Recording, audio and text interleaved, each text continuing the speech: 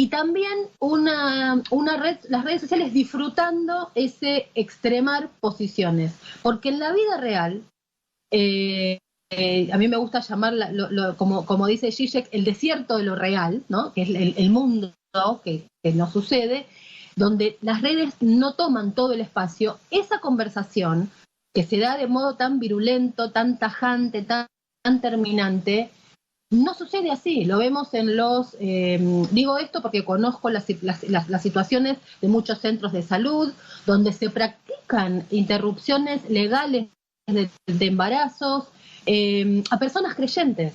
Entonces, no se trata de la fe, no se trata del color de un pañuelo, es un tema de salud pública que si lo abordamos desde ahí, me parece que evitamos un poco lo que las redes sociales, evitamos el combustible de las redes sociales, que es la tensión, el extremar posiciones, la agresión.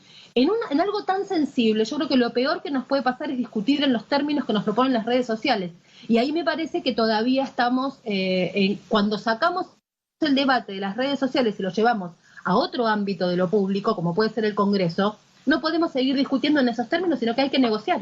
Claro. Pero no negociar para ceder, sino para concedernos ideas mutuamente, porque es un tema de salud pública, nos involucra a todos. Claro que Entonces sí. Me parece que desde allí...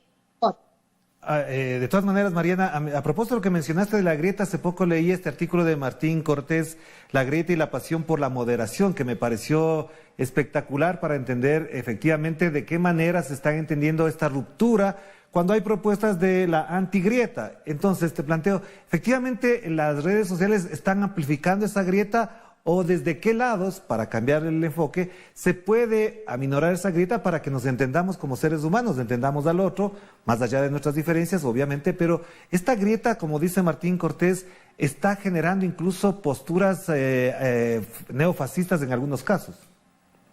Claro, porque en realidad cuando aparece lo de la grieta lo presenta en la Argentina un periodista que hizo negocio político y económico con eso, es convertir a un país en dos países. Y en realidad uno puede decir, bueno, en la Argentina tenemos 200 años de diferencias históricas entre movimientos populares y movimientos oligárquicos, si uno quiere decir así, como pasa, me animo a decir, en toda América Latina. Y no sé si en otros lugares del mundo es casi lo mismo. Ahora, una cosa son las diferencias políticas profundas y otra cosa es no poder construir una conversación sobre esa temática y directamente decir yo con vos no voy a conversar. Eso es aniquilar la política. Entonces, la grieta en el sentido de no existís como ser humano al que reconozco como parte de esto, aunque no quiera compartir con vos mis ideas, en el sentido de que tengamos las mismas ideas, es anular al otro. No hay nada más fascista que la anulación del otro. No se puede anular a otro ser humano que existe. Yo lo que tengo que hacer es tener las herramientas de la política para poder convencer a ese o derrotarlo de un modo que no sea violento. Entonces, me parece que acá lo que no terminamos de entender es que a los únicos que les conviene esta grieta es a quienes hacen negocio de ella, insisto, negocio económico y político. A los ciudadanos no nos sirve. Lo que sí nos sirve es tener ideas claras, diferencias de posturas terminantes, si uno quiere, convicciones que no se mueven bajo ningún punto de vista, pero no la anulación del otro. La anulación del otro termina dando una vuelta que estamos viendo en Europa, lo que está pasando con eso, y nunca trae nada bueno. No. La anulación del otro ser humano. Ya lo sabemos eso a lo largo de la historia. Entonces me parece a mí que hay que parar un poco y ver a quién le conviene que se fomente esa diferencia, insisto, no de ideas, sino que me digan que el otro no existe. Presentar a un otro inexistente cuando sí está ahí. Ese es el problema de la grieta. Muchísimas gracias, Mariana. Es fascinante el tema, podemos hablar mucho más, pero lamentablemente el tiempo se nos queda corto. Gracias, un abrazo hasta allá y por supuesto estaremos pendientes siempre de tus propuestas, de tus reflexiones y escritos también. Un abrazo, que pases bien. Encantada de conversar con ustedes, un placer muy muy grande, muchas gracias. Muchísimas gracias, Mariana Moyano, periodista, además analista política argentina, que como les decíamos al principio, acaba de publicar un libro, Trolls S.A., que lo recomendamos no por hacer publicidad, sino por entender que a través de esos pensamientos, esas reflexiones, también podemos comprender y además analizar lo que nos está pasando en nuestro mundo global a través de las redes sociales. Que la pasen bien. Chao, chao.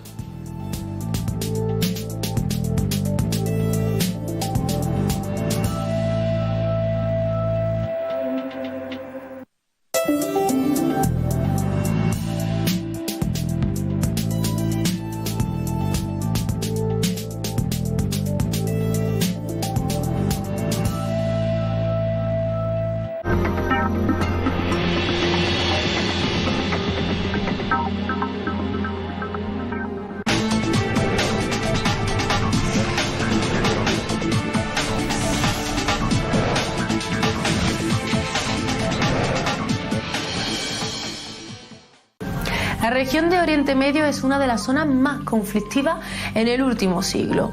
Quizá una de estas causas y consecuencias sea el petróleo, ya que contiene la mayor reserva del mundo de petróleo. Tanto es así que tan solo en el estrecho de Hormuz se suman más de un 20% de todo el comercio del crudo. La región de Oriente Medio también es una zona geoestratégica en algunos conflictos y enfrentamientos como el palestino e israelí, y donde también se han llevado a cabo algunas intervenciones en países como en Libia, Irak, Siria o también en Yemen. Esto ha hecho que en esta zona aparezcan grupos irregulares como el Daesh, lo que ha convertido a la región en una zona estratégica de intervenciones militares de las potencias hegemónicas, también colonizadoras, y que han creado una crisis humanitaria a nivel mundial. En el último informe presentado por el Alto Comisionado de las Naciones Unidas para los Refugiados, existen en el ámbito mundial 68.5 millones de personas forzadas a desplazarse de su lugar de origen. De ellos, 25,4 millones son calificados como refugiados, es decir, personas que huyen del conflicto y la persecución. La mayoría de ellos, unos 6.3 millones de personas, se vieron forzadas a salir de Siria, luego de la guerra desatada en ese país. 5,4 millones de refugiados son de origen palestino y 2,6 millones proceden de Afganistán, los tres principales países con mayor tasa de refugiados. Aunque en estos casos las guerras fueron propiciadas por los gobiernos de los Estados Unidos y Europa, estos países limitan cada día más el ingreso de nuevos refugiados. So when we're talking about migration in the European Union, 1/3 of Lebanese population is composed of refugees. There are 1 million refugees in Jordan. There are 3 million in Turkey. In Uganda, there are 1 million from South Sudan. So this is not a specific situation to Europe. There are 66 million people now who are seeking refuge. And some of them, because they're looking for support, they're looking for solidarity. And those are values that also Europe really carrying. There are values that Europe are promoting, and we also expect from Europe to put those values in practice and then support. Turquía es el país que alberga la mayor cantidad de refugiados, unos 3,5 millones, según ACNUR. Le sigue Pakistán y Uganda. Ambos han amparado a 1,4 millones de personas cada uno. Irán y el Líbano han acobijado a casi 1 millón de cada nación. Entre los 10 principales países receptores de refugiados, tan solo hay uno perteneciente a Europa o los Estados Unidos, Alemania, con 970,000. We at the UN and the other NGOs and government, we appeal for $5.5 billion. The money that we have received so far is between 18 to 22%. Estos refugiados son consecuencia directa de las guerras promovidas por las potencias imperialistas, y un claro ejemplo lo encontramos en Siria. Su gobierno y otros líderes mundiales han denunciado que Estados Unidos y sus aliados financian, entrenan y otorgan armas a grupos terroristas, Tras 8 años de guerra, las consecuencias han sido catastróficas. 500.000 de personas muertas, 6.3 millones de refugiados en el exterior y otros 6 millones de desplazados internos. يعني نازحين ولا عندنا شيء ولا شيئين ومشردين قاعدين تحت الزيتون لا اكل ولا شيء ونستنى الوجبات يعني يا يصير اكل يا ما يصير يعني امبارح ما طبخ الشيء والله اكلنا خبز وشاي ما عندنا شيء.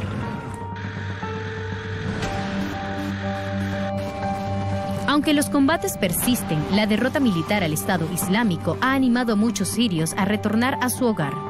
Desde el Líbano se organizan diversas caravanas para trasladar a estas personas. We have 164 refugees going back home.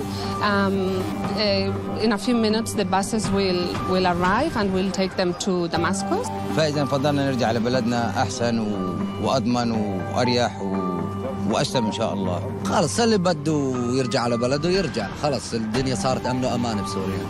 ما عادش في خوف يعني من شيء. La gran mayoría de desplazados por la guerra en Siria han encontrado cobijo en estados vecinos, como Turquía, Jordania, Irak o en el Líbano. Esta pequeña república al suroeste de Siria no excede los 4 millones de habitantes, pero hay casi 1.200.000 refugiados sirios, lo que lo convierte en el país con la mayor cantidad de refugiados per cápita en el mundo. هذا القرفان جينا فيها وهلا رجعين فيها ومثل ما طلعنا رجعنا على بلدي عفليطة على حضن الوطن الحمد لله الحمد لله الله فرجها علينا الحمد لله راجعين على الضيعة مبسوطين. Después de años de combates, asedios paralizantes y bombardeos, lo que una vez fue el mayor asentamiento urbano de la diáspora palestina en el sur de Damasco ha quedado reducido a un mar de escombros. لميت أنا مراجيح من هون ومن هون وعملت ساحة مشان الأطفال ينبسطوا وهذا طبعا شيء ما بكفي إنه مشان رجوع العالم لبيوته. El campo de refugiados de Yarmouk fue establecido en 1957 por parte de la Autoridad General para los Refugiados Árabes Palestinos con una población de alrededor de 150.000 personas. التحديات الكبيرة الوضع المادي، اثنين الوضع الأمني والعسكري للمنطقة بس تنتهي بشكل كامل ببطء شديد. En 1948, más de 700.000 palestinos fueron expulsados o huyeron de sus hogares tras la ocupación israelí. Luego de más de 70 años de asedio, se calcula que 5,4 millones de habitantes de la Palestina histórica viven refugiados dentro de su propio territorio o en campamentos situados en otros países de Oriente Medio. Ahora persisten por el retorno a su tierra. وطالما أن هناك احتلال وانتهاكات سيبقى الشعب الفلسطيني مقاوم لهذا الاحتلال ولهذا الحصار. مسيرات العودة هي إحدى أشكال النضال الشعبي الفلسطيني. في هاي الأرض اليوم ذكرى النكبة عام 71 إحنا موجودينها لنسبة إنه حقنا أرض فلسطين هي أرضنا هي حقنا لنسبة وجودنا بأن نرجع القدس هاي أرضنا. La Nakba, que quiere decir catástrofe en árabe, se refiere a la expulsión masiva de palestinos durante la creación de Israel. Fue un acto deliberado y sistemático necesario para la creación de un Estado de mayoría judía en la Palestina histórica, que era mayoritariamente árabe antes de 1948.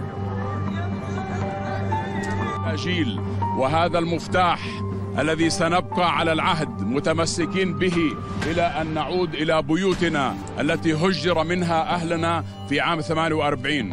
إن أي حل سياسي تطرحه الإدارة الأمريكية أو أي جهة كانت ينتقص من حقوق شعبنا المبنية على إنهاء الاحتلال وإقامة الدولة الفلسطينية وعاصمتها القدس وحق العودة. وتقول له أننا شعب فلسطين لن نموت سنبقى أحياء سنبقى دائما موجودين في هذه الساحات.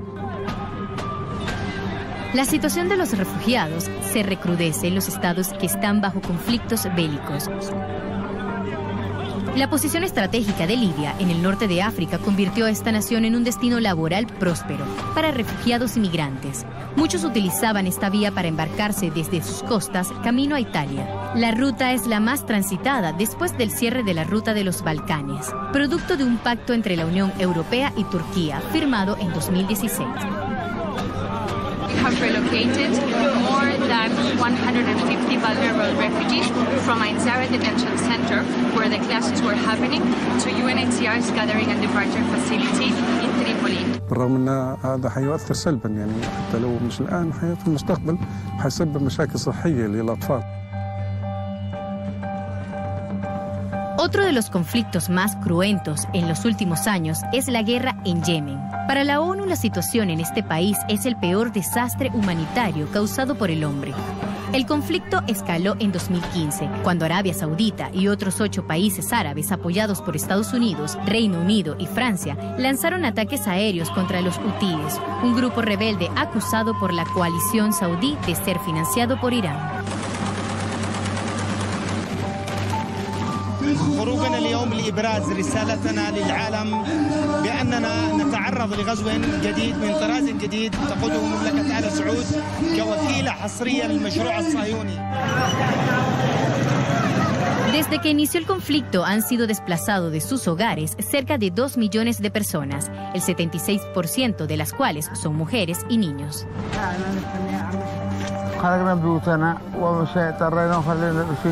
اللي ذهب واللي تحته والبيت خرب تمام ولا انا اوجد حاجه وصلنا لا اكل شرب لا اكل ولا حاجه. Según la ONU, el 80% de la población yemení necesita ayuda humanitaria urgente. Y sus funcionarios han sido enfáticos en que no hay justificación para la carnicería que se vive en Yemen. الصراحة مرة زفت ما في إلا طيارات ما في إلا قنابل ما في إلا صواريخ النوم ما ناكلش الأكل ما ناكلش شلينا عيالنا ويلا وشلنا على صنعاء أول مرة بحياتي أدخل صنعاء إيش سبب الحرب التي في الحديدة. Los refugiados son personas que huyen del conflicto y la persecución. En la mayoría de los casos, productos de guerras que buscan proteger los intereses de las potencias imperiales. Su condición y su protección están definidas por el derecho internacional y no deben ser expulsadas o retornadas a situaciones en las que su vida corra riesgo.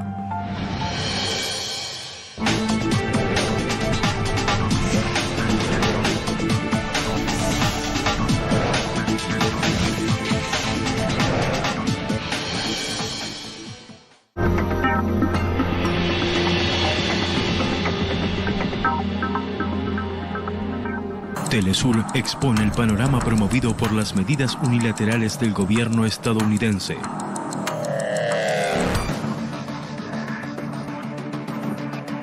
Cinco graves plagas y epidemias han azotado a nuestro ganado, a nuestras plantaciones y, lo que es peor, a nuestra población. Debido al bloqueo, las sanciones unilaterales impuestas por Estados Unidos, cada día es más difícil para nuestro gobierno adquirir medicamentos. Que en este momento tan difícil decirle al mundo que queremos vivir en paz y en libertad. Una programación para evidenciar las agresiones contra el pueblo en resistencia. Crímenes del bloqueo. Solo por Telesur.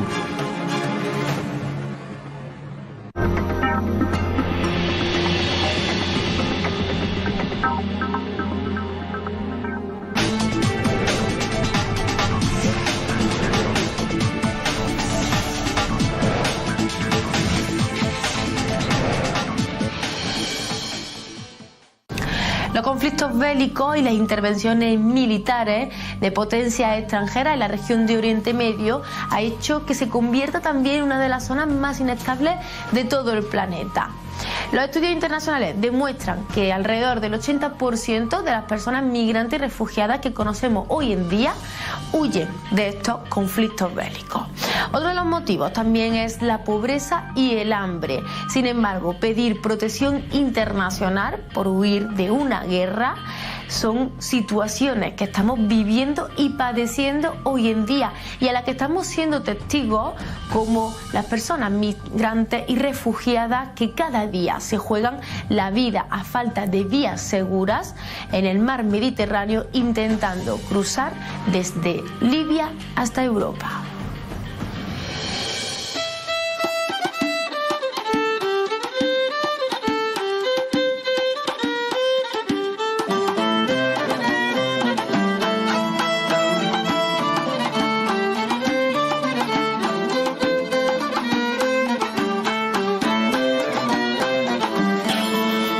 Durante todo este tiempo que hemos escuchado hablar, sobre todo en los medios de comunicación se hablaba de primavera, pero ¿realmente existió esa primavera? Bueno, el término primavera es un término occidental. Los activistas en Túnez y en Egipto, por ejemplo, que son los dos lugares donde yo considero que esas revueltas tuvieron más importancia y más contenido social, no les gustaba el término primavera. Ellos hablaban de revueltas. No es lo mismo lo que pasó en Siria, que casi desde el principio hubo una injerencia extranjera y la introducción de armas, que lo que ocurrió en Túnez o en Egipto, que procedió muy de abajo, con una clase trabajadora muy implicada y con lemas como pan, libertad y justicia social, en países muy castigados, no solo por los regímenes que allí había, sino también por los planes económicos impuestos por organismos internacionales como el Fondo Monetario Internacional o el Banco Mundial, ¿no?, que supusieron muchos recortes, privatizaciones masivas, y esos recortes de servicios públicos básicos influyeron para mal en la población. Esas reivindicaciones de las que nos hablas, de pan, libertad y justicia social, son reivindicaciones que hoy en día todavía se siguen haciendo. ¿En qué ha quedado todo esto? Bueno, pues ha habido una represión brutal. En el caso de Egipto, por ejemplo, que yo creo que era clave ese levantamiento porque Egipto es un país clave en la región, en Oriente Próximo. Un Egipto verdaderamente libre y democrático podría cambiar el orden regional, y ahora básicamente pues todos los activistas y manifestantes que participaron en aquello pues están o encarcelados o muertos o exiliados o amordazados, ¿no? La represión es enorme y por eso no hay ningún tipo de manifestación. En el caso de Túnez, bueno, pues ha habido cambios y ha habido aperturas y es una situación diferente, aunque con muchos obstáculos y muchos retos por delante. Y el resto de aquello que en Occidente se llamó la primavera árabe, bueno, pues ya sabemos en qué derivó. No hay más que ver Yemen, con la participación además de Arabia Saudí, con armamento estadounidense y con la participación del propio Estados Unidos, ¿no? O Siria, que se convirtió en un tablero de ajedrez donde han participado y han estado involucrados de una manera u otra decenas y decenas de países en el mundo. Y esas derivaciones y esas consecuencias, todo ese exilio de miles de personas que hemos visto que han tenido que huir de forma forzosa de sus casas y abandonar las tierras. O sea, hablamos de las personas refugiadas. Claro, es muy paradójico, ¿no? Porque en muchos casos gobiernos europeos o el estadounidense han enviado armas a estos países, o sea, nuestras armas han ido y los refugiados vienen. De ese porcentaje, un porcentaje muy mínimo ha llegado a Europa y sin embargo Europa se ha echado las manos a la cabeza, ¿no? Hay que tener en cuenta que, por ejemplo, un país como Líbano acoge a muchísimos refugiados sirios, tantos que el 25% de la población libanesa actualmente son refugiados sirios. Pero también hay muchos refugiados iraquíes, no nos olvidemos de Irak, que es el lugar donde empezó todo, donde se abrió la caja de los truenos, donde se abrió las puertas del infierno a través de la invasión y ocupación ilegal estadounidense y británica, con el apoyo del gobierno español de entonces, de José María Aznar, y aquello fue algo terrible. Yo tuve la desgracia de ser testigo de esa fragmentación del país, de esa instalación de la violencia, de la impunidad total y de la injerencia que desembocó no solo en cómo está Irak hoy, sino cómo está también Siria hoy y cómo está la región hoy, porque todo eso ha salpicado a toda la región. Y como ha ocurrido, por ejemplo, en Siria, incluso también en Irak, se habló de intervención militar para salvar a la ciudadanía, pero esa intervención militar es sinónimo de invasión, de ocupación, de expolio, como también está ocurriendo en América Latina. La propia terminología, el vocabulario, las palabras construyen realidades, ¿no? Y evidentemente pues los bandos que emplean la propaganda son muy conscientes de eso. Dice el maestro Kapuczynski que las guerras comienzan mucho antes del primer disparo, comienzan con un cambio de vocabulario en los medios de comunicación, ¿no? Y nos vendieron que la guerra de Irak Era una guerra y era una operación militar que definieron, creo recordar, como limpia y breve. No hay ninguna guerra ni limpia ni breve, pero es que esto además no era una guerra, ni una operación militar libertad duradera. Era ni siquiera una intervención, ¿no? ¿Qué es eso? Todo esto son eufemismos. Fue una invasión y una ocupación ilegal. Vamos a ver, ¿qué se puede salvar con bombas? ¿Qué es esto de salvar un país o de liberarlo con bombas, con injerencia, dando portazos a las puertas de las casas de la gente, arrestando arbitrariamente a la gente, haciéndola desaparecer, torturando de manera sistemática, ¿no? Y esos eufemismos que están dentro del periodismo, como tú decías, nombraba a Kapuscinski, ¿no? Que también hablaba de la empatía. ¿En qué periodismo nos encontramos ahora? ¿Quién dignifica realmente? Bueno, el periodismo es un arma que el poder usa para poder introducir e inocular sus mensajes, ¿no? Y lamentablemente demasiado a menudo lo logra porque hay mucho control sobre el periodismo. Hay un antes y un después en los medios de comunicación, marcado por el momento en el que el poder financiero entra en los medios de comunicación. Despidos masivos, entró gente a dirigir que no concebía la información como un servicio público básico y fundamental de las sociedades libres y democráticas, sino como mera mercancía, y se optó por aparentar que se informa en vez de por informar. Es decir, se recortaron las redes de corresponsales y las figuras del enviado especial y se decidió que ¿para qué ir a Palestina si podemos informar desde aquí? Entonces se nos condenó un poco a estar encerrados entre cuatro paredes 12 horas al día, fiándonos de los teletipos, que pueden hacer mejor su trabajo las agencias, pero que evidentemente si solo vemos la realidad a través de dos grandes ojos es un poco orwelliano y estamos condenados a la uniformidad de la información, ¿no? Y necesitamos multiplicidad de miradas. Y bueno, pues es un periodismo que lamentablemente vemos que muy a menudo es muy equidistante, situando en el mismo lugar al ocupante y al ocupado, al violador y a la violada, dándoles la misma credibilidad. Y esto es muy preocupante. Ante eso los periodistas tenemos la responsabilidad social de reivindicar un periodismo en profundidad, con rigor, con contexto y dedicado a difundir conocimiento y a intentar invitar a la reflexión y al pensamiento sosegado, porque son tiempos muy oscuros en los que estamos viviendo, ¿no? Con el aumento de la extrema derecha en muchos lugares del mundo. Y esa estructura, otra también de las que la gente tiene un poquito de esperanza, ¿no? Y confianza, no solamente los medios de comunicación, sino también otras instituciones. ¿Qué papel ha tenido las Naciones Unidas también dentro de Oriente Medio, ¿no? Se incumple de manera sistemática. O sea, Israel incumple de forma sistemática todas las resoluciones de Naciones Unidas, por ejemplo, ¿no? Y así en muchos casos. ¿Quiénes componen el Consejo de Seguridad de Naciones Unidas? Los mayores exportadores de armas del mundo. Entonces esto explica el papel de Naciones Unidas, que debería estar por encima de los intereses nacionales, pero sin embargo, bueno, llevamos ya unos cuantos años de mucha impunidad y de muchos hechos consumados, y hay cuestiones que cuando pasan ya es muy difícil regresar al punto de partida, ¿no? Esto se comprueba, por ejemplo, con la política de hechos consumados de Israel, ¿no? Una vez que ocupa, aunque lo hace de manera ilegal, aunque hay condena internacional en algunos casos y las resoluciones de Naciones Unidas y la ley internacional lo impide, una vez que está hecho, con esas casas construidas, con ese ejército israelí protegiendo a los que ocupan un nuevo territorio palestino, es mucho más difícil que dar marcha atrás, ¿no? Y esto ocurre en todos los campos. Una vez que Estados Unidos violó la ley internacional impulsando la invasión y ocupación ilegal de Irak en 2003, esto sienta un precedente muy, muy peligroso. Y por último, habla de intereses. ¿A quién le interesa esa guerra? A las empresas armamentísticas. Estamos viendo además cómo está habiendo un rearme a nivel internacional y por lo tanto nos toca exigir mucha responsabilidad a las potencias implicadas. Y, por supuesto, bueno, incluso a la economía de muchos países, como por ejemplo Estados Unidos, que parte de su economía tiene un pilar fundamental en las empresas armamentísticas.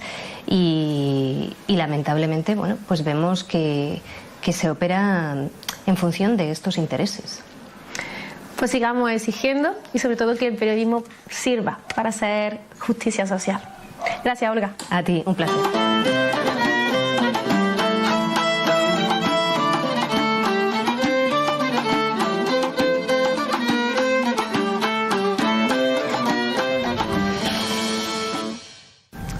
Después de escuchar a Olga Rodríguez, periodista española y una de las voces más expertas de la región de Oriente Medio, y también de conocer la situación y la responsabilidad que tienen los medios de comunicación, damos cuenta de que nuevas guerras dejan nuevos refugiados. Sin embargo, no es tan distinta la situación a la que ya hemos vivido. Volvemos a recordar la historia. Estamos ante el mayor flujo de personas migrantes y refugiadas después de la Segunda Guerra Mundial. Europa también, como continente, tiene una responsabilidad. Los valores que crearon esta Europa, este viejo continente, no se demuestran ni se reflejan a día de hoy. Fíjense, porque los datos demuestran que Europa invirtió más de 2.000 millones de euros en crear fronteras y en militarizarlas. Sin embargo, tan solo invirtió 700 millones en auxiliar y en ayuda humanitaria, algo que no ha dado respuesta a la situación que vivimos hoy en día. Estas son algunas de las historias que les contamos, como siempre, aquí, dando voz a los derechos de la humanidad y a todas las personas migrantes en Entre Fronteras.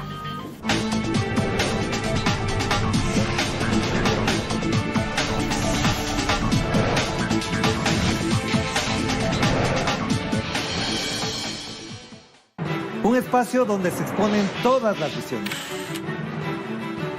Aquí reflexionamos con los actores del panorama político mundial. De lunes a viernes, analiza las influencias en los sucesos latinoamericanos. En Clave Política. Solo por Telesur.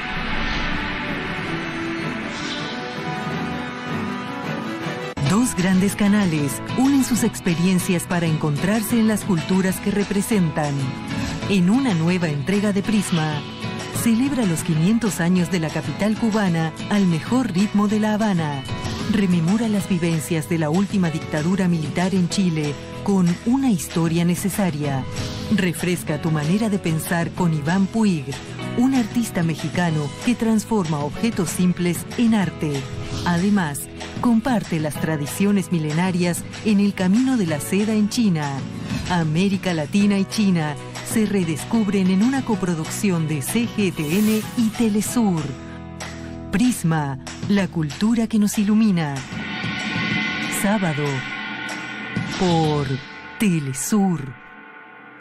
Telesur presenta un extenso análisis para evidenciar los intereses y las acciones inescrupulosas del gobierno estadounidense que atentan contra la soberanía de los pueblos. Es una lucha por la soberanía, por la independencia plena, intelectual y de su propia identidad nacional y territorial.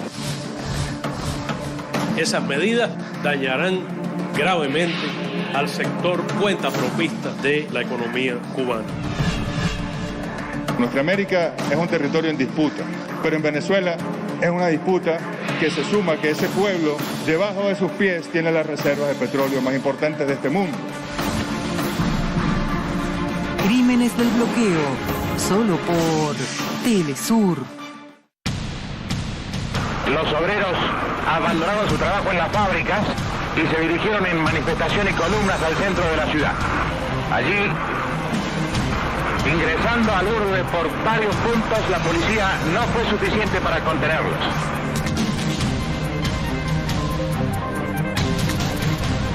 ...29 y 30 de mayo de 1969... ...el Cordobazo en Argentina.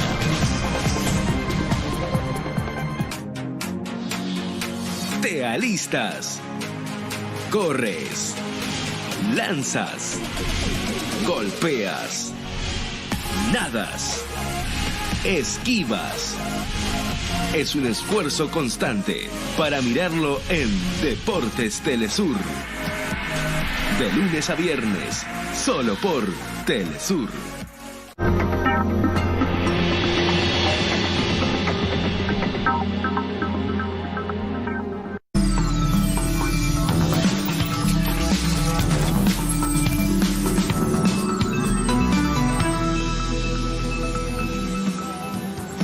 Tiempo de noticias en Telesur.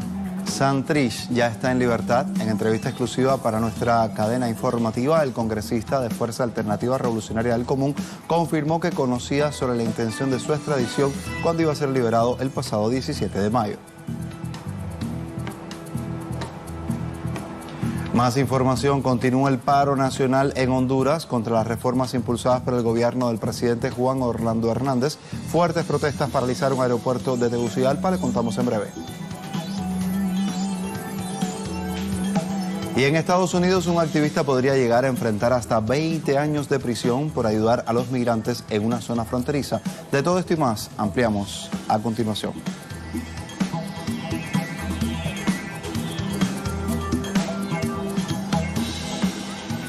¿Qué tal? ¿Cómo le va? Estos son los titulares. Así comenzamos nuestra edición de Telesur Noticias al cierre de esta jornada de jueves. En entrevista exclusiva con nuestra multiplataforma Telesur, Jesús Santrich declaró que de no haber presiones externas de cortes, también de movimientos sociales, esa extradición hubiera sido un hecho el pasado 17 de mayo. Lo catalogó precisamente como su sumisión de la presidencia de Iván Duque al gobierno de los Estados Unidos. Así lo estuvo diciendo en entrevista con nuestra casa informativa.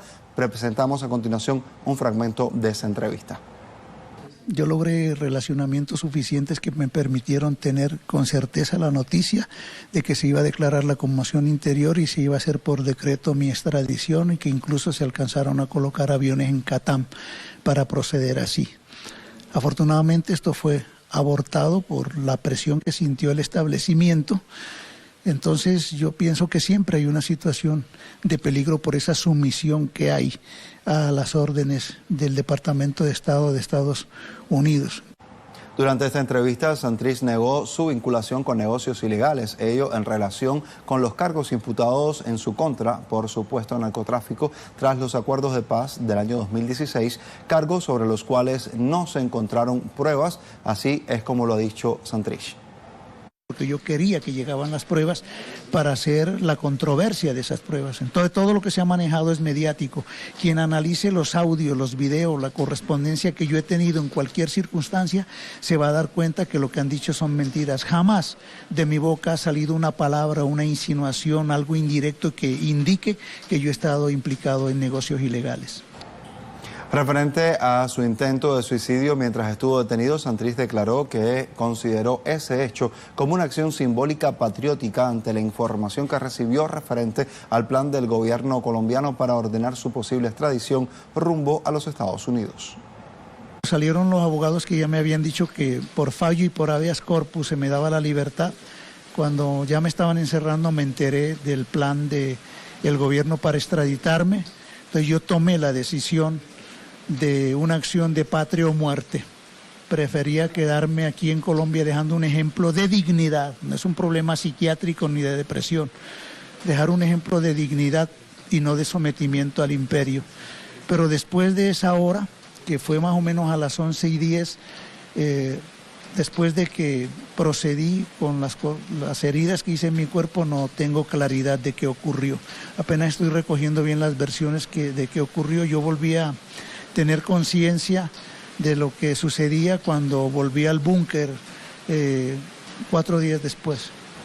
Tras la liberación del congresista por el partido FARC, Jesús Santrich, el alto comisionado para la paz del gobierno colombiano, Miguel Antonio Ceballos, declaró que la JEP tiene la última palabra si Santrich podría ser beneficiario con la extradición o no, o ser afectado por la ley estatutaria. Veamos. Por eso hacemos un llamado muy claro a la JEP para que resuelva rápidamente el recurso de apelación presentado por el propio Procurador General de la Nación y se decida de una vez por todas si el señor Santrich puede o no ser beneficiario de la no extradición. En ese sentido, para decirlo en términos coloquiales, el balón está en manos de la JEP, que de acuerdo con la ley estatutaria sería la única que puede excluir al señor Santrich de esas listas de miembros de las FARC. También en Colombia, este jueves la Jurisdicción Especial para la Paz determinó abrirle un incidente de incumplimiento al excombatiente de la otrora FARC, Iván Márquez, por lo que afirman son sus incumplimientos en la cita con esa instancia. Escuchemos. La sala de reconocimiento determinó que correspondía abrir un incidente de verificación del régimen de condicionalidad al señor Márquez con el fin de establecer su compromiso de aportar a la verdad, la reparación de las víctimas y atender los llamados de la justicia, entre otros. A través del auto 76 del 29 de mayo de 2019, la sala de reconocimiento tomó esta determinación, ya que Iván Luciano Márquez ha incumplido en reiteradas oportunidades las citas que le ha fijado la Jurisdicción Especial para la Paz. En tanto, el gobierno colombiano celebró la decisión de la Jurisdicción Especial para la Paz sobre el proceso contra Márquez. Veamos.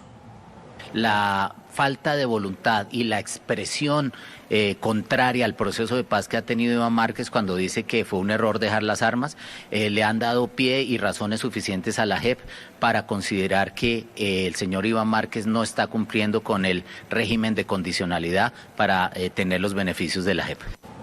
Vamos entonces a conocer otros detalles que nos llevan al Ecuador, donde una jueza se pronunció y rechaza la petición de libertad bajo fianza solicitada por la defensa del desarrollador sueco Olavini, a quien se le acusa de haber realizado ataques a sistemas informáticos en Ecuador. Su defensa ha rechazado esa decisión. Desde Quito tenemos detalles con nuestra corresponsal Denise Herrera. Veamos.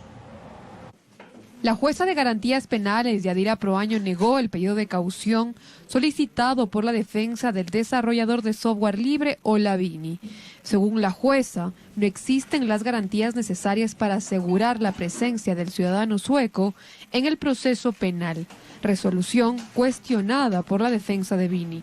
Que Fiscalía no ha podido cuantificar cuál es el supuesto daño causado. Es decir, como Fiscalía no ha hecho bien su investigación, como Fiscalía no ha dicho qué ataque, qué sistema atacó, cuál fue la acción o quiénes fueron los perjudicados, como Fiscalía no lo pudo hacer, el perjudicado tiene que ser Olavini, que no puede tener un derecho a caución, por lo que mal hace Fiscalía. Durante la audiencia, la Fiscalía se opuso a la petición de la defensa de Vini. Uno de los sustentos es que el desarrollador no ha colaborado en el proceso legal. Asimismo, Olavini ha hecho pública varias cartas escritas, la última dirigida al presidente Lenín Moreno, donde pide que se le explique de qué se le acusa. La jueza funda de que como él no tiene un registro en el IES, es decir, no es empleado de nadie, no se puede certificar la actividad económica que está haciendo aquí. Es decir, que todos tenemos que aquí ser empleados de alguien, porque si uno decide sacar su RUC y ejercer su profesión o su actividad sin estar bajo la dependencia de alguien, no podría tener nunca fianza. Cosas que no podremos entender nunca como abogados. Su defensa también señala que todavía tienen algunas instancias más para defender a Vini. Además, esperan el pronunciamiento de organismos internacionales que han mostrado su preocupación ante la situación de Ola. Tenemos otras instancias, no nos olvidemos de que existe ya la solicitud del grupo de detenciones arbitrarias de la ONU, tenemos también el tema del habeas corpus y tenemos también la audiencia de sustitución de medidas. Olavini es acusado por Fiscalía por el delito de supuestos ataques a la integridad de sistemas informáticos en Ecuador.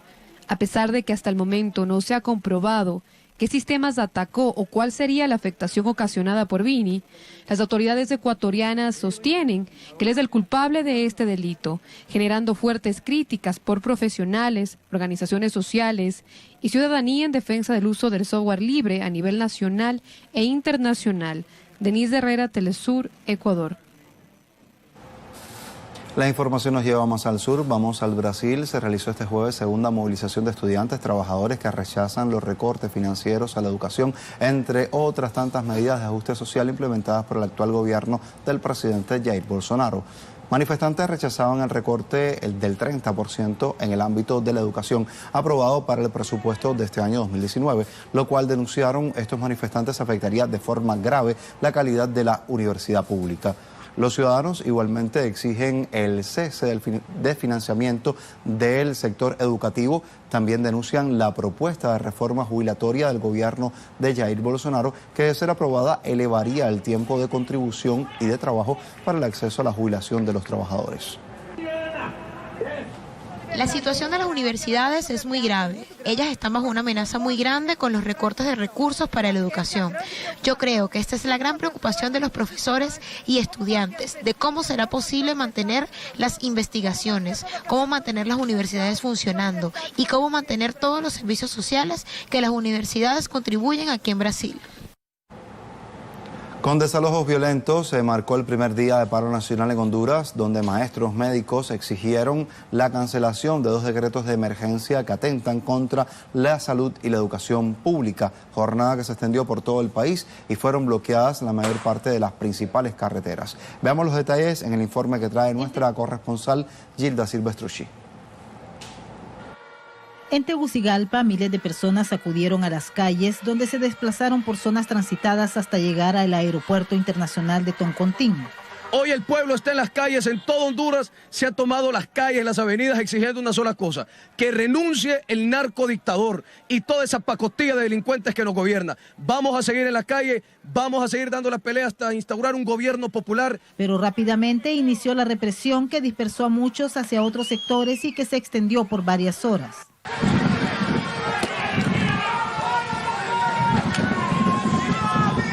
Es bastante reprochable por parte del gobierno el querer reprimirnos de esta manera, ya que nosotros solo estamos exigiendo que se deroguen estos decretos. Es así de sencillo, pero no nos escuchan y creo que no hay otra manera de que seamos escuchados.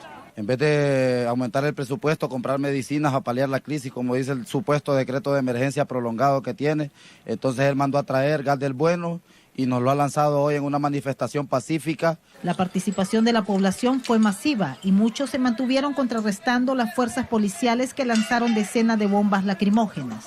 Es una extraordinaria demostración de fuerza que está dando el pueblo hondureño y una muestra de la debilidad del gobierno, ¿no? Es que no haya que hacer ahora para tratar de poner en bandeja de plata una salida negociada, ¿eh? De tal manera que sectores que antes no habíamos visto, ¿verdad? Sobre todo, por ejemplo, en el momento del fraude, hoy andan aquí en la calle. Y es bien esperanzador. Para los manifestantes y líderes, el gobierno de Juan Orlando, con el uso de la fuerza, demuestra que solo se mantiene por el apoyo de Estados Unidos y las fuerzas militares. Pero Estados Unidos es el que sostiene a Juan Orlando en el gobierno y la cúpula militar. Estados Unidos lo tiene ahí solamente como pieza en su ajedrez, ¿verdad?, regional. O sea, tienen a Juan Orlando para que les preste el territorio. Las protestas se registraron en las principales ciudades de Honduras, donde hubo represión, heridos aún no contabilizados y daños materiales. Aún con las medidas de represión que ha tomado el gobierno de Juan Orlando Hernández, los médicos y maestros aseguran que seguirán el próximo viernes en el gran paro nacional que fue convocado ante la renuencia del gobierno de echar para atrás los decretos que vendrían a privatizar tanto la salud como la educación. Gilda Silvestrucci, Telesur Honduras. Nos quedamos en Honduras. Otro caso, la misión de observación calificada en el caso de Berta Cáceres expresó su preocupación ante la falta de sentencia escrita en el fallo donde se declaran culpables los 7 autores materiales del asesinato del ambientalista Berta Cáceres. La misión de observación de este caso expresa que el retraso de 6 meses para entregar la sentencia escrita no nos parece razonable, dice el texto. La falta de emisión por escrito de la sentencia sobre los delitos cometidos es preocupante, pues impide que la misma cobre firmeza y también pueda ser impugnada dentro de los plazos razonables. Es así como recalcan la necesidad de garantizar los derechos a la verdad y la justicia.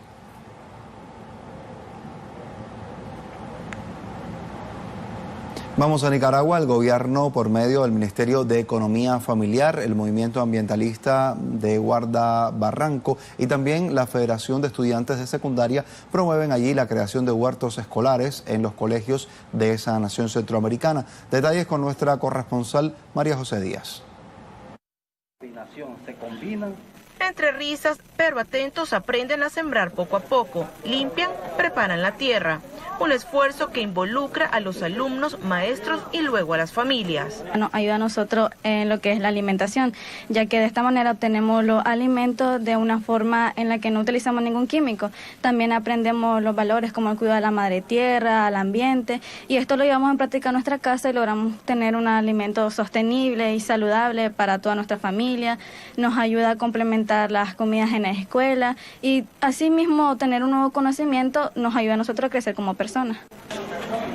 Cultivos que son complemento para la merienda escolar, programa que impulsa el gobierno a nivel nacional desde hace más de 10 años, con el fin de garantizar la seguridad alimentaria nutricional desde las escuelas. Lleva un enfoque de sostenibilidad, es la economía circular que todos nosotros como ambientalistas optamos, que todos podemos hacer revolución hoy en día es sembrar tu propio alimento y es lo que estamos compartiendo con todos los jóvenes promotores de las brigadas ecológicas que tenemos alrededor de 16, son más de 300 estudiantes, cabe mencionarlo, pero esos estudiantes como principales promotores dentro del centro de estudio, porque todas las actividades de cada centro de estudio se involucran en las secciones. En este proyecto se enseña desde cómo diseñar un huerto hasta cómo preparar los recursos que se requieren para la siembra de frutas y hortalizas, entre otras, trabajando sobre un sistema de riego. Trabajar de una forma agroecológica. Las formas agroecológicas son, digamos, la recolecta de toda la materia orgánica, todos los desechos sólidos también, porque también tenemos un enfoque ecológico, donde nosotros aprovechamos desde las piedras, aprovechamos los baldes viejos, las llantas de los cauchos de los vehículos, para trabajar con otros sistemas de cultivo como son las mangas verticales, las mangas horizontales y también otros diseños que nos acompañan en lo que es la producción. En la actualidad, en este país centroamericano existen más de 3.500 plantíos escolares como parte del programa de desarrollo humano. María José Díaz, Telesur Managua. Tiempo de una pausa, regresamos en breve con mucho más de Telesur Noticias. Acompáñanos.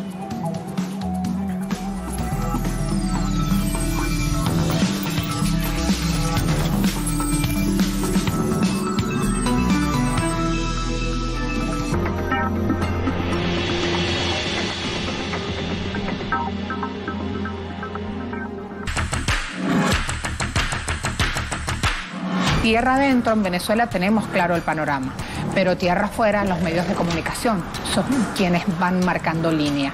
Y ahí también Telesur quiere estar presente con la voz de los venezolanos en ese estrado internacional. Reportajes Telesur presenta. Y el plan violento que ejecutó nuevamente la oposición venezolana quedó atrás. Lo que mueve a Estados Unidos es preservar sus intereses económicos. Venezuela, el golpe que no fue. Crónica de un fracaso. Sábado, solo por Telesur.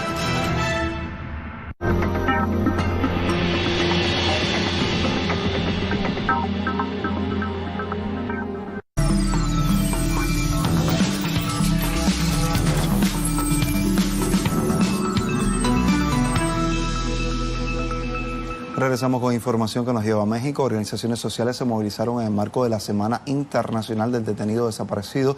Exigen al gobierno mayor celeridad en la búsqueda de sus seres queridos y el esclarecimiento de miles de casos que quedaron pendientes de administraciones anteriores. Más información en el reporte de nuestro corresponsal Eduardo Martínez. Las exigencias de verdad y justicia se hicieron escuchar una vez más en el Paseo de la Reforma de la capital mexicana. Esta avenida ha sido testigo del dolor que cargan a cuestas los familiares de víctimas de desaparición forzada. ¡Porque vivos se los llevaron! La hija de Edmundo Reyes se mantiene firme en la lucha por saber el paradero de su padre, quien desapareció junto con Gabriel Cruz en septiembre de 2007, durante las protestas sociales protagonizadas por la Asamblea Popular del Pueblo de Oaxaca. Este crimen de desaparición forzada cometido en contra de Gabriel y de Edmundo sigue impune. Hecho que nos demuestra lo que hemos venido reiterando de manera sistemática. No importa el gobierno que esté en turno, el que tenga el poder, porque esta práctica se sigue cometiendo, se sigue generalizando en contra de cualquier sector del pueblo, sea organizado o no. Líderes sociales encabezan la lista de desapariciones en las que han participado agentes del Estado.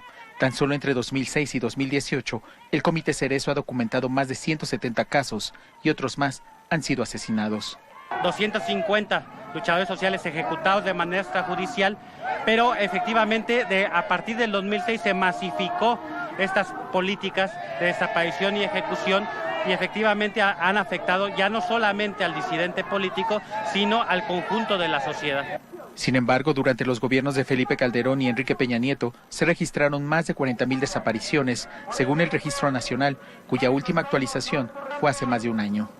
Si no hay castigo para los perpetradores, los crímenes de lesa humanidad se repiten.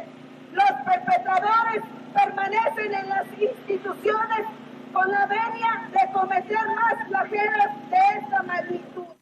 Durante la marcha que tuvo lugar en el marco de la Semana del Detenido Desaparecido, activistas demandaron al presidente Andrés Manuel López Obrador dar celeridad a los mecanismos que puso en marcha con la reinstalación del Sistema Nacional de Búsqueda.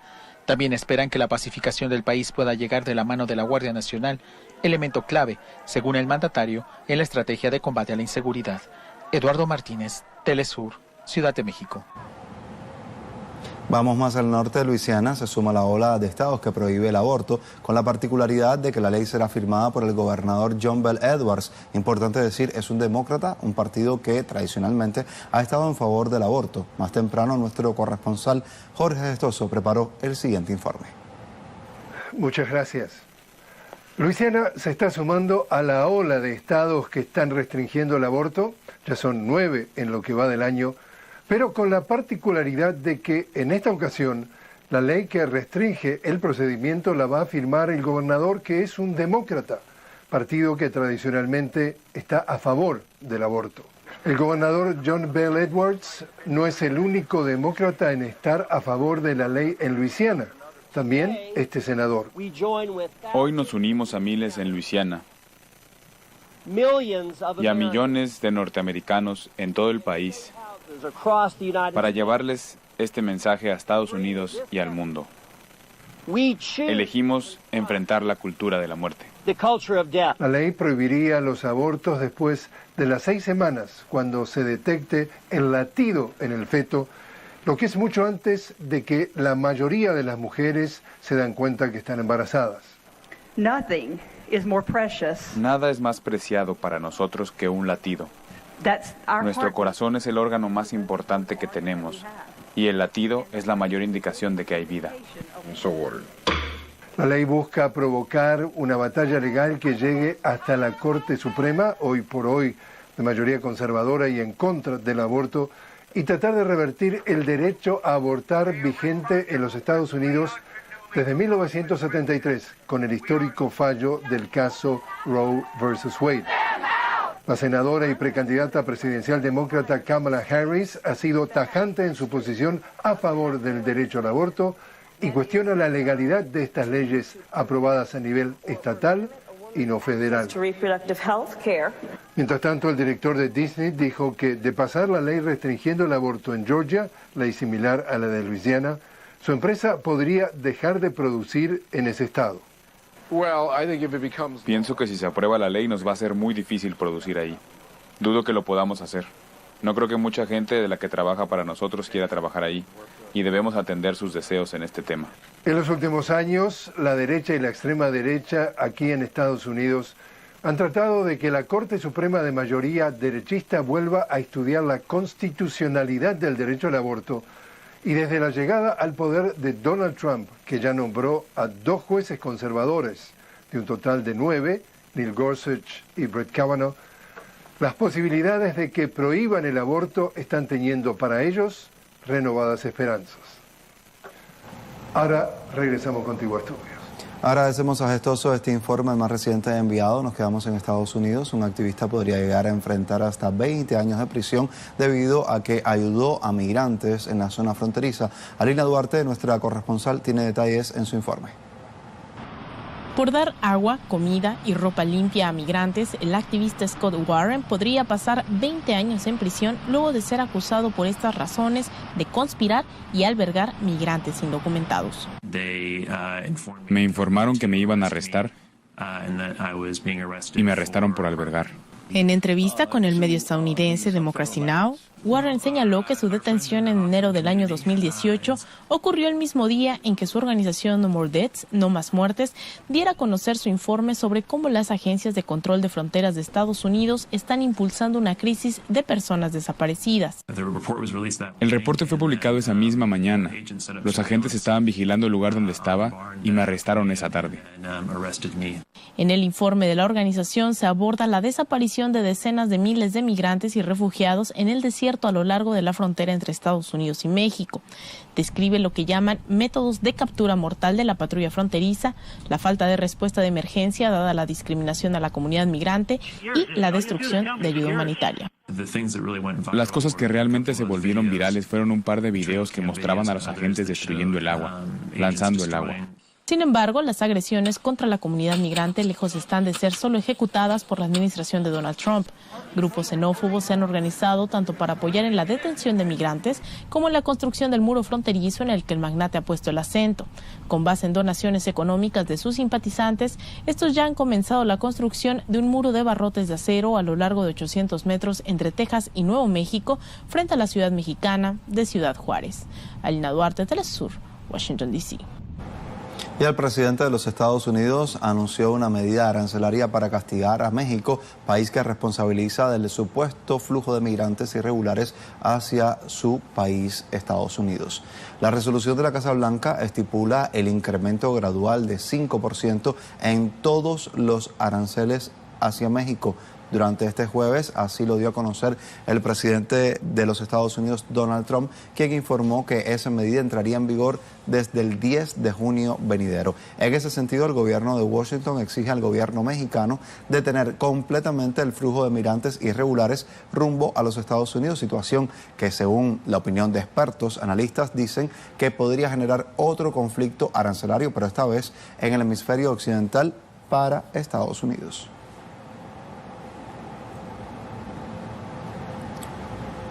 Revisamos más información en redes sociales. El presidente Nicolás Maduro señaló a través de Twitter nuevos avances tras los diálogos con la oposición en Oslo, Noruega. Veamos. Bueno, aquí recibiendo el informe del jefe de la delegación de Venezuela en Noruega, el doctor Jorge Rodríguez. Está llegando de Noruega, aterrizando y recibiendo el informe completo de los procesos de conversación, negociación, diálogo. ¿Cuánto costó llegar a Noruega?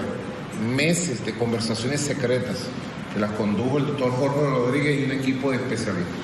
Somos optimistas, creemos en la paz, creemos en el diálogo, creemos en la armonía nacional. Ese es el camino, un solo camino, la paz, el diálogo en base a la Constitución. Noruega, buenas noticias, sigamos avanzando. Y al ser interrogado por una periodista que cubre la fuente de la Casa Blanca, el presidente estadounidense Donald Trump se refería a este proceso de diálogo del gobierno de Venezuela y la oposición venezolana que se desarrolla en la ciudad de Oslo, Noruega. Veamos. Bueno, Venezuela acaba de estar en la mira. Vamos a ver qué pasa. Me encantaría verlos resolver sus problemas. Entiendo que hay muchas conversaciones llevándose a cabo, pero yo estoy con el pueblo de Venezuela. Tú probablemente sabes eso mejor que cualquiera. Y el Contralor General de Venezuela, Elvis Amoroso, en su visita a la sede de Naciones Unidas en Viena, denunció el sistemático robo de los activos financieros por parte del gobierno de los Estados Unidos, afectando de manera directa al pueblo de Venezuela. Escuchemos cómo lo dijo. Y hemos realizado una denuncia al mundo en este importante foro internacional de la modalidad que tienen algunos países como Estados Unidos de apropiarse de nuestras riquezas para cometer hechos de corrupción. Hemos denunciado aquí los miles de millones de dólares que están en bancos y también el robo de nuestra empresa Cisco para después repartírselo entre terceras personas, entre privados. Ha causado un efecto importante esta denuncia de Venezuela porque esta modalidad de corrupción no se venía conociendo en este foro internacional. Queremos, a través de la ONU, que se recupere los activos de nuestra patria, los activos de todos los venezolanos, que no pertenecen al gobierno, pertenecen a todos los venezolanos. Y eso es lo que estamos defendiendo nosotros aquí en la ONU. Venezuela, nuestra patria, hay que defenderla en cualquier instancia y así lo estamos haciendo aquí en la ONU Viena. Avanzamos con otros temas. Irak. Al menos 3 personas murieron, 16 resultaron heridas por una serie de explosiones en la ciudad de Kirkuk, así informan medios y fuerzas de seguridad locales. Desde distintas partes de la ciudad de Kirkuk, en el sureste de ese país, explotaron varios coches bomba, también diversos artefactos explosivos, en lo que parecía un gran atentado sincronizado, según reportan las autoridades. En ese sentido, desde la ciudad acusan a los miembros del grupo terrorista Daesh de realizar este tipo de ataques, aunque no se han atribuido todavía la acción. Recordemos que el grupo extremista ocupó varios territorios de Irak desde 2014, por lo cual las autoridades les acusan de este tipo de acciones, de este tipo de ataques.